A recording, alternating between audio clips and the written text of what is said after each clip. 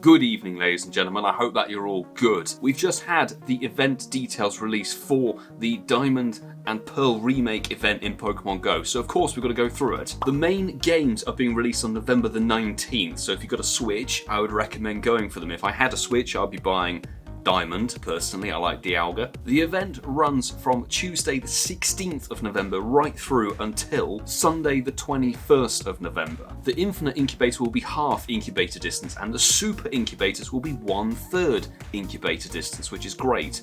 Super speedy egg hatches. We saw these in the code, we've talked about them on the Incensed podcast. Turtwig, Chimchar and Piplup are all getting 2 different hats. The Gen 4 starters are adorning Lucas's and Dawn's hats in this event. We've got a collection challenge for this one, which would be fantastic. Obviously, we won't know what the collection challenge entails of until the event begins on the 16th, but you will earn 1000 XP, 3000 Stardust, and encounter with Frostlass. There are going to be some new avatar items available, which is nice. You got some onesies there for the Gen 4 starters, and there'll be a bunch of stickers and other bits and pieces, hats, tops, shoes, etc. if you want to deck out your character to celebrate the event. Part 1 is focusing around Brilliant Diamond. Now, this is only 2 days. It runs from November the 16th to November the 18th, so this is a speedy 2-day event. The wild encounters are going to include Seal, Murkrow, Poochyena, Aaron, the Gen 4 starters in Lucas's hat, Bidoof, Kricketot, Baneri, and Stunky, the rank outsider there with no shiny. If we're very lucky, we might encounter Scyther, Larvitar, the Plant Green Burmy with the shiny available, and Buizel that has its shiny available, so everything spawning there has a shiny except Stunky. In the 1-star raids, it's Cranidos, Drifloon, Bronzor, and Gible. 3-star raids are going to contain Tyranitar, Lopunny, Drapion, Toxicroak, and Gallade, so there's a big pool in the 3-star raids. Of course, the 5-star raids will contain Cresselia at this point, and the Mega raids will be Mega Lopunny. Cresselia, caught during that time, will know Grass Knot, so you PvP folk out there are getting your Cresselia Grass Knot move. The 7km eggs, now I can say that this is the best bit of this event. 5 Mons only in the eggs. Budew, Bonsley, Happiny, Mime Jr. for us Europeans, and Riolu. Riolu's in there. 5 Pokemon, so go for Riolu. Go for the eggs, people. Research tasks are going to contain Bagon, good one to go for. Dawn Hat, Gen 4 starters for this one. Sandy and Trash Burmy, and if you're very lucky, Shieldon. So that's part 1. Moving into part 2, which will run from the 18th at 10 AM your local time to November the 21st. So that's the remainder of the event. So the first part was 2 days. This part is 4 days long for some reason. I don't know why they've split them like that. So part 1 is 2 days. This part is 4 days. The wild spawns are going to change up. Pinsir, Mischievous, Houndour, Spheal, Dawn Hat, Gen 4 starters, Turtwig, Chimchar and Piplup, Bidoof, Kricketot, Baneri and Glameow. So again, everything can be shiny except Spheal. There's always one Pokemon that can't be shiny. If we're lucky, going to encounter Slowpoke, Bagon, Buizel, and Sandy Cloak Burmy. The 1-star raids are a bit more limited. You've got Shieldon, Drifloon, and Bronzor. Tier 3 raids might be quite interesting. Salamence, Lopunny, Drapion, Toxicroak, and Gallade, so there's only one change up there. 5-star raids and Mega raids are the same, Cresselia and Lopunny. Cresselia will still learn Grass Knot during that time. The eggs are identical. The eggs are consistent over the whole event. The research tasks will swap, so the Gen 4 starters with the costumes will swap over, so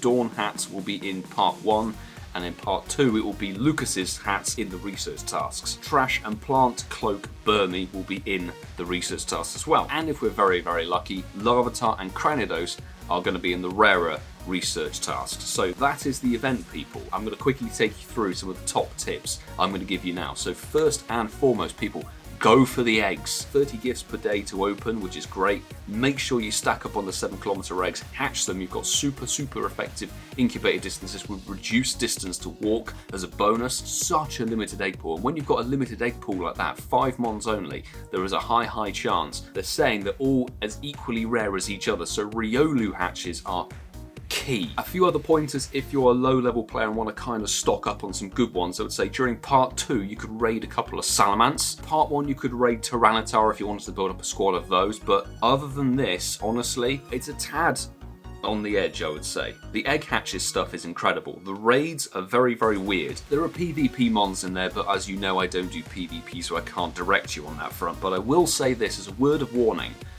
don't raid Gible. If you want to raid Gible, fine, not a problem, but don't do it en masse, because don't forget it will be featured in the December rollback of this year. The 18th and 19th of December is the community weekend where we see all 11 of the Community Day Pokemon from 2021, and Gible will be spawning en masse in that event. So you don't want to waste your raid passes on it right now. Trust me on that. You want to wait, catch them all for free, and then trade them with friends. That will sort you out much better, trust me. If you missed out on the fossil Pokemon, Cranidos and Shieldon aren't a bad option, to be fair. In part 1, spawns go for Murkrow, definitely. Remember, Honchkrow is a budget dark and flying type attacker. Scyther, evolving into Scizor as a top bug type and a good steel type, and it gets a Mega in the future.